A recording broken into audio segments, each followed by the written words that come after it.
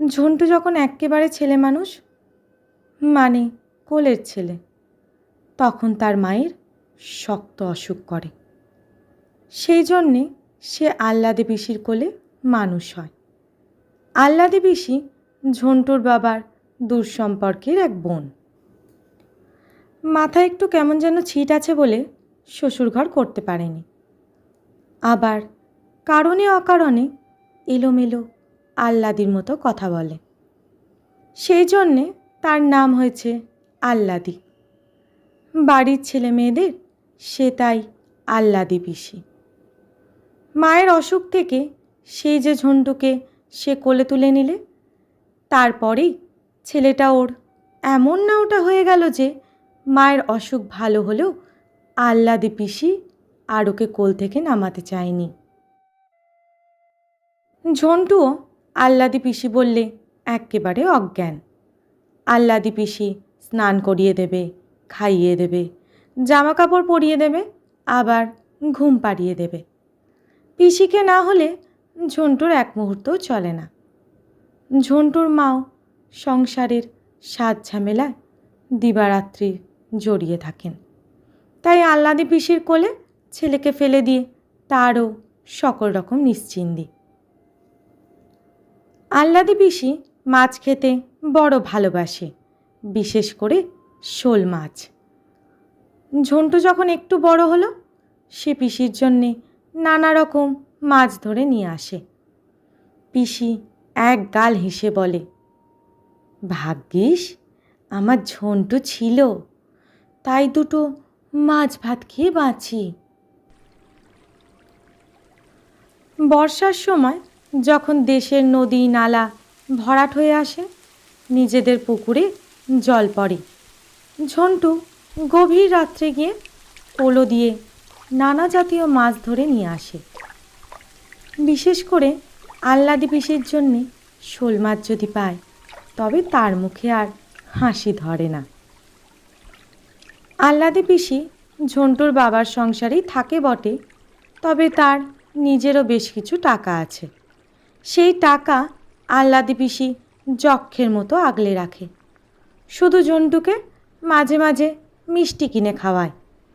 ঝন্টুর মা ঠাট্টা করে বলেন, ঠাকুরঝি, এমন করে তোমার টাকাগুলি নয় ছয় করে ফেলো না। আহ্লাদি পিসি রাগ করে উত্তর দেয়, আমার টাকা আমি যা খুশি করব, রাস্তায় ছড়িয়ে দেব, তাতে কার কি? আসল কথা হচ্ছে, এই ব্যাপার নিয়ে বাড়ির সবাই আহ্লাদি পিসিকে খ্যাপায়। আহ্লাদি পিসি মরলে যে ঝন্টুই গয়ায় গিয়ে তার পিণ্ডি দেবে, এই কথাই সে গর্বে সব্বাইকে বলে বেড়ায়। এই আহ্লাদি পিসি হঠাৎ 3 দিনের জ্বরে মারা গেল। দিব্যি শক্ত সমর্থ আহ্লাদি পিসি, দেহে রোগ বালাই নেই। এমনভাবে যে হঠাৎ মারা যাবে তা বাড়ির কেউ ধারণাই করতে পারেনি। দুর্দান্ত দস্যি ছেলে ঝন্টু। আহ্লাদি পিসির মৃত্যুর পর কে যেন তার মুখে বোবা কাঠি ছুঁইয়ে দিয়েছে। কারোর সঙ্গেই কথা কয় না, খায় না, দায় না, উদাস চোখে একদিকে তাকিয়ে থাকে। ছেলে যেন দিন দিন শুকিয়ে যেতে লাগলো। এ ব্যাপারে ঝন্টুর মা বিশেষ ব্যস্ত হয়ে পড়লেন। ঝাড় ফুঁক, তাবিজ, মাদুলি কিছুতেই কিছু নয়। ঝন্টুর দেহের রক্ত কে যেন শুষে নিতে লাগলো। বাড়ি শুদ্ধ লোক ভেবে কিছু কুলকিনারা পায় না। রাত্রিরে ঘুমের ঘোরে ঝন্টু কখনো কখনো ধর্মর করে উঠে বসে। মা সুধন, হ্যাঁ রে ঝন্টু, বিছানার ওপর উঠে বসলি কেন? এখন তো অনেক রাত, ঘুমিয়ে পড়। ঝন্টু ফ্যাল ফ্যাল করে এদিক ওদিক তাকায়, তারপর ফিসফিস করে মাকে বলে, আহ্লাদি পিসিমা আমার কানের কাছে ডাকলো যে। শুনে মা শিউরে ওঠেন। ঝন্টুর গায়ে, মাথায়, পিঠে হাত বুলিয়ে দেন, মুখে বলেন, রাম রাম রাম। পাড়ার 5 জন বৌঝি বলে, ঝন্টুর মা, ওর দিকে বিশেষ কড়া নজর রেখো। পোড়ার মুখী আহ্লাদি মরে ওকে ভুলতে পারেনি, তাই বুঝি এখনও আশেপাশে ঘুরঘুর করছে। ঝন্টুদের বাড়ির নিচে পুকুর পাড়ে একটা শেওড়া গাছ। গায়ের লোকেরা হাট থেকে সওদা করে ফেরবার মুখে ওই শেওড়া গাছের ডালে কাকে যেন বসে থাকতে দেখেছে। বৃন্দাবন গাঙ্গুলি একদিন নাকি একেবারে সামনাসামনি পড়ে গিয়েছিলেন। বললেন, ভাগ্যিস আমি বুদ্ধি করে পৈতেটা জড়িয়ে ধরে গায়ত্রী জপ করতে শুরু করলাম, নইলে ঝন্টুদের পুকুরের খালে আমার ঘাড় মোটকে রাখত। এইভাবে সারা গায়ে একটা চাপা ফিসফিস আলোচনা। কেউ বিশ্বাস করে, কেউ হেসে উড়িয়ে দেয়। তখন আষাঢ় মাস। আশেপাশের নদী নালা বর্ষার জলে ভরাট হয়ে গেছে। ঘোলা জল পাক খেতে খেতে ধানের জমি ভরিয়ে, মাঠঘাট ডুবিয়ে, উঁচু নিচু গায়ের পথগুলিকে পেছল করে ঝন্টুদের বাড়ির পুকুরের খালে ঢুকছে। তখন বোধ করি দুপুর রাত। এমন একটা আবছা জোছনা ফুটেছে যে আশেপাশের দূরে সব কিছু নজরে পড়ে, কিন্তু ভালো করে ঠাউর করা যায় না। মনে হয় যেন একটা পাতলা জোছনা কুয়াশার সঙ্গে মিশে গোটা গ্রামটাকে ঘিরে রেখেছে। মায়ের পাশে শুয়ে ঝন্টু অকাতরে ঘুমোচ্ছে। ওদের বাড়ির রান্নাঘরের পেছন দিক দিয়ে একটা কালো বিড়াল বিকটভাবে ডেকে চলে গেল। কোথায় কোন ঝোপে বসে একটা ভূতভূতুম পাখি একটানা বেসুরোভাবে ডেকে বিরক্তি জাগিয়ে তুলেছে। একটা থমথমে ঝিমঝিমে ভাব। এমনি সময় ঝন্টুর হঠাৎ মনে হলো ঘরের বাইরে দাঁড়িয়ে আহ্লাদি পিসি ওকে ডাকছে। আহ্লাদি পিসি বলছে, ওরে ঝন্টু, শিগগির আয়, তোদের পুকুরের খালে নতুন জল এসেছে, কত মাছ উঠেছে, দেখবি আয়, তোর পোলোটা নিয়ে আসতে ভুলিস নি যেন।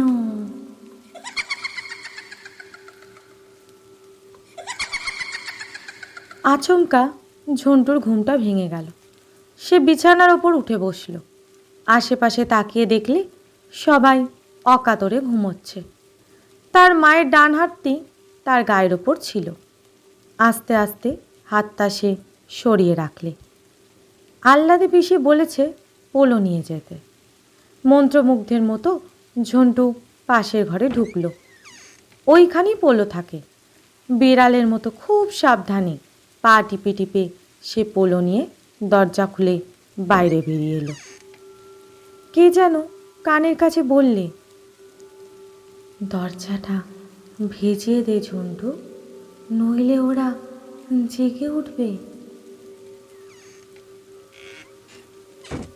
ঝন্টু বিনা প্রতিবাদে তাদের ঘরের দরজাটা ভেজিয়ে দিয়ে হনহন করে পুকুরের খালের ধারে চলে গেল। নিশুতি রাত, কেউ কোথাও জেগে নেই। কলকল করে বর্ষার জল ঢুকছে খালে। ঝন্টু ঝপঝপ করে পোলো ফেলছে আর রাশি রাশি মাছ ধরছে। এত শোল মাছ কোত্থেকে এলো ঝন্টু ভেবে কুল কিনারা পায় না। ও যে খালই সঙ্গে এনেছিল সেটা মাছে ভর্তি হয়ে গেল। কিসের যেন একটা পোড়া গন্ধ ক্রমশ তার নাকে আসছিল। কার আকর্ষণে ঝন্টু সেই মাছ ভর্তি খালই নিয়ে এগিয়ে চলল। এ কি, এই যে সেই শেওড়া গাছ। ফিসফিস কথা কানে এলো, আমায় শোল মাছ পোড়া খাওয়াবি ঝন্টু? ঝন্টু অবাক হয়ে তাকিয়ে দেখলে শেওড়া গাছের ডালে লাল শাড়ি পরে দিব্যি পা ঝুলিয়ে কে যেন বসে আছে। আহ্লাদি পিসি না? দেখতে ঠিক সেই রকম। এতক্ষণে ঝন্টুর জ্ঞান ফিরে এলো। আহ্লাদি পিসি তো মরে গেছে। ও তাহলে কার ডাকেই নিশুতি রাতে মাছ ধরতে ঘর থেকে বেরিয়ে এসেছে? ভয় ওর মাথার চুলগুলো খাড়া হয়ে উঠল। সে প্রাণপণ চেষ্টা করল পালিয়ে যেতে, কিন্তু পা দুটো কিছুতেই উঠছে না। মনে হচ্ছে এঁটেল মাটির কাদায় যেন বসে গেছে। শেষকালে মনে জোর এনে ঝন্টু মরিয়া হয়ে ছুটতে শুরু করে দিল। পেছন থেকে আহ্লাদি পিসির নাকি সুরে কান্না শোনা গেল। ওরে ঝন্টু, শোল মাছগুলো আমায় দিয়ে যা, আমি আর কিচ্ছু চাই নে।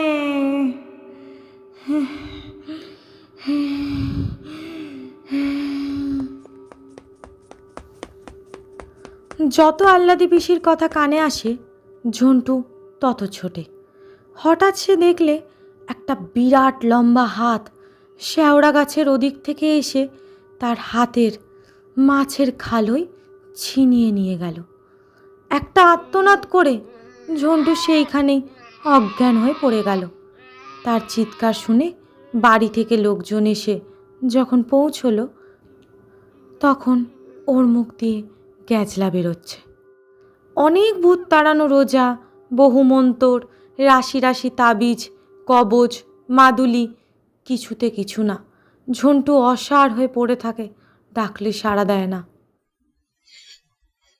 অবশেষে মায়ের বুক ভাঙা কান্নায় 3 দিন পর ঝন্টু চোখ চেয়ে তাকালো। কিন্তু কি হয়েছিল কোনো কোথায় সে গুছিয়ে বলতে পারে না, শুধু বোকার মতো ড্যাবড্যাবে চোখে চেয়ে থাকে। গায়ের মাতব্বর, পাড়া প্রতিবেশী সবাই বললে, দেখ ঝন্টুর মা, এখন থেকে ঝন্টুকে একেবারে চোখে চোখে রাখতে হবে। পেতনিরা ওই রকম নিশির ডাকে ভুলিয়ে জলাধারে নিয়ে ঘাড় মোটকে রাখে। শুনে ঝন্টুর মার বুকের রক্ত শুকিয়ে যায়। সারা রাত ধরে ছেলের শিয়রে বসে জেগে থাকে মা। ঘন ঘন দীর্ঘ নিঃশ্বাস পড়তে থাকে। আমার শান্তির সংসারে এ কি হলো? কি কুক্ষণে পরের মেয়েকে ঘরে ঠাঁই দিয়েছিলাম। এদিকে তারপর থেকেই বাড়ির লোকে এক অবাক কাণ্ড লক্ষ্য করতে লাগলো। পাথরের মূর্তির মতো পাগলা পাগলা চোখ নিয়ে তাকিয়ে থাকে ঝন্টু। হঠাৎ সে বলে বসল, আমি পোড়া শোল মাছ খাবো। অমনি সঙ্গে সঙ্গে কোত্থেকে একটা পোড়া শোল মাছ ঘরের মাঝখানে এসে পড়ল। ভয়ে আঁতকে উঠল সবাই। ব্যাপার দেখে বাড়ির লোকে ঘন ঘন রাম রাম নাম জপতে লাগলো। কিন্তু আস্তে আস্তে ব্যাপারটা সহজ হয়ে এলো। যখন দেখা গেল যে ঝন্টু যখন যা চায় কোনো অদৃশ্য হস্ত যেন সঙ্গে সঙ্গে তাই এনে হাজির করে। সেদিন দুপুরে গরমে আই ঢাই করতে করতে ক্ষীণ কণ্ঠে ঝন্টু বললে, মা, 1 গ্লাস ঠান্ডা জল দাও না। মুখের কথা খসাতে যতটুকু সময়, দেখা গেল শ্বেত পাথরের সুন্দর একটি গেলাসে টলটলে পরিষ্কার জল। ঝন্টু সেই জল খেতে যাচ্ছিল, কিন্তু ওর মা হাত দিয়ে সবটুকুন মেঝেতে ফেলে দিয়ে বলল, কখনো মুখে দিস নে ঝন্টু, ও সব পেতনিতে জোগাচ্ছে। আরও একটি জিনিস লক্ষ্য করা গেল যে এই জাতীয় ভৌতিক কাণ্ড রাত্রির বেলাতেই বেশি ঘটছে। সন্ধ্যের পর পাড়ার গিন্নিবান্নিরা দল বেঁধে আসতো ঝন্টুকে দেখতে। কথায় কথায় গাঙ্গুলি গিন্নি বললেন, আমার জর্দা ফুরিয়ে গিয়েছে, কাশির জর্দা না হলে আমার আবার মুখে রোচে না। আপন মনে ঝন্টু বললে, তুমি কাশির জর্দা খাবে ঠান্দি? সঙ্গে সঙ্গে ঠন করে মেঝেতে পড়ল একটি কৌটো। গাঙ্গুলি গিন্নি অবাক হয়ে চিৎকার করে উঠে বললেন, এই তো কাশির জর্দা, একেবারে নতুন কৌটো, কোত্থেকে এলো ঝন্টুর মা? আর যারা আশেপাশে ছিল ব্যাপারটা জানতো, তারা উত্তর দিলে, গাঙ্গুলি গিন্নি, বুঝি জানো না? সবই আহ্লাদি পেতনিতে জোগাচ্ছে। জর্দার কৌটোটা গাঙ্গুলি গিন্নি হাতে তুলে নিতে যাচ্ছিলেন, কিন্তু যেই আহ্লাদি পেতনির কথা শুনলেন অমনি রাম রাম করতে করতে এক্কেবারে নিজেদের বাড়ির দিকে পা চালিয়ে দিলেন। এইভাবে নানা জাতীয় ঘটনা ঘটতে লাগলো। হঠাৎ চাপা ফুলের গন্ধে গোটা বাড়িটা মম করতে শুরু করলো। তার পর মুহূর্তেই পচা মাছের গন্ধে লোকে নাকে কাপড় দিয়ে পালিয়ে যেতে পথ পায় না। পাড়ার ছেলেরা সবাই মিলে ঘিরে ধরেছে ঝন্টুকে। কোথাও কিছু নেই, হঠাৎ রাশি রাশি ইট পাটকেল পড়তে শুরু করল। কিন্তু মজা এই যে একটি ঢিলও ঝন্টুর গায়ে লাগলো না। যেসব ছেলেরা ঘিরে রয়েছে ওকে, তাদের মাথায় পিঠে ক্রমাগত ভাদ্রের তালের মতো এসে দমাদ্দম পড়তে থাকে। বাপরে মা রে করে তখন যে যেদিকে পারে পালিয়ে যায় ওরা। যতদিন ব্যাপারটা তামাশা থাকে লোকে ভিড় জমায়, কৌতূহলী হয়ে বসে থাকে পেতনির কাণ্ড দেখতে। কিন্তু কত রাত্রির লোকে এইভাবে না ঘুমিয়ে জাগতে পারে? কাজে কাজে আস্তে আস্তে ভিড় পাতলা হয়ে আসতে লাগলো। গমগমে বাড়ি আবার মানুষ জনশূন্যি হয়ে থমথমে হয়ে এলো। কিসের যেন দুঃস্বপ্ন দেখে মাঝরাত্রিরে ঝন্টুর মায়ের ঘুম ভেঙে যায়। মা ছেলেকে বুকের কাছে প্রাণপণে টেনে নেন। বাসঝাড়ের পেছন দিকে যেখানে একটানা ঝিঝি ডেকে চলে, সেখানে না কিশোরে কার যেন হাসির রেশ শুনতে পাওয়া যায়।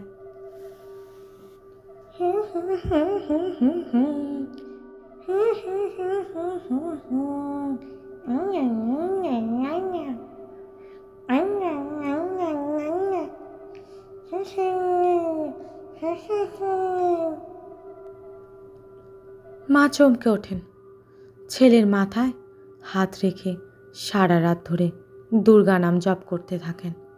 কেবলই মনে হয় তার কোলের ছেলেকে কে যেন ছিনিয়ে নিতে আসছে। সেদিন সন্ধ্যা থেকেই একটানা ঝিরঝিরে বৃষ্টি হচ্ছে। দূর বনে প্রহরে প্রহরে শিয়াল ডাকছে।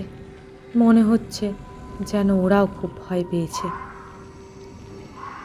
পাখিরা কখন যে গিয়ে যার যার বাসায় সে দিয়েছে, কেউ খবর রাখে না। গেরস্ত বাড়ির গোয়ালগুলিতে গরুগুলো এমনভাবে হামলাচ্ছে যে মনে হয় তারা অশুভ কোনো ইঙ্গিত পেয়েছে। মাঝে মাঝে কাল প্যাঁচার চেঁচানি কানে ভেসে আসছে।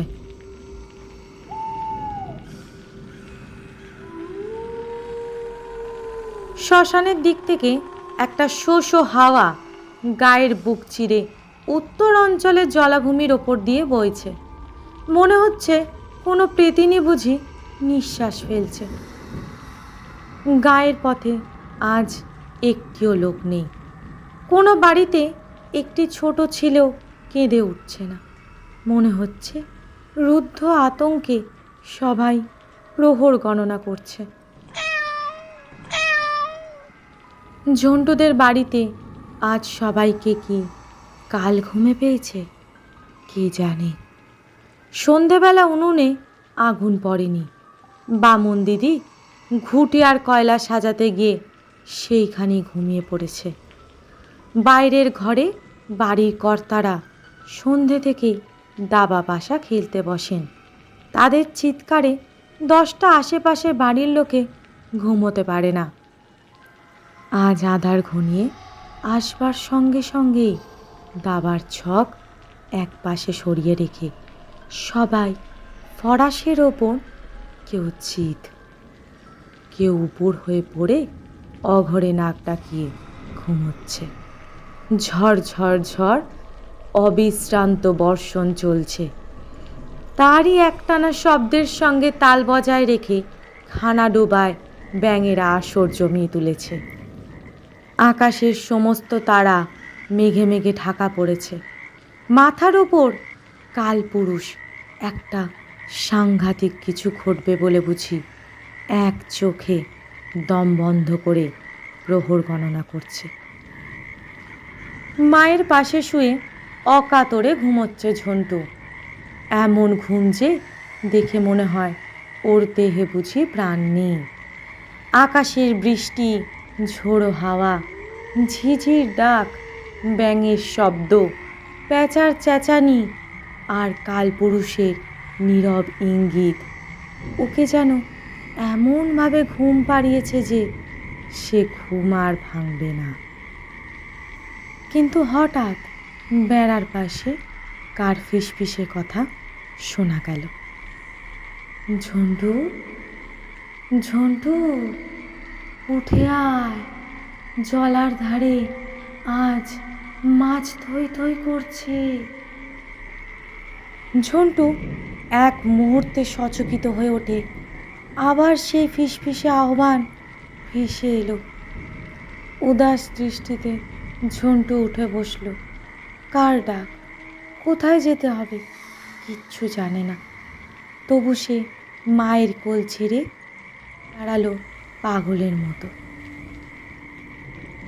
আবার সেই বাঁশবনের কানাকানির মতো কারা যেন আহ্বান। আজ আর বলো নিসনে ঝন্টু, জালটা হাতে নিয়ে তাড়াতাড়ি আমার সঙ্গে বেরিয়ে আয়। এই প্রহেলিকাময় নিশির ডাকে সাড়া না দিয়ে উপায় নেই। ঝন্টু খ্যাপলা জালটা কাঁধের ওপর তুলে নিলে, তারপর দরজার হুড়কোটা খুলে ফেলে উঠোনে বেরিয়ে এলো। সঙ্গে সঙ্গে কানে তালা লাগানো মেঘের গর্জন আর বাদুড়ের ডানার ঝটপটি। কিন্তু মেঘের ডাকেও কারও ঘুম ভাঙল না।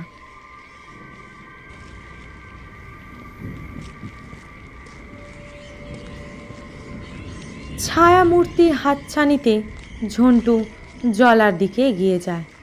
পথে অন্ধকার এত জমাট বেঁধে আছে, তবু ওর পথ চলতে কোনো অসুবিধা হয় না।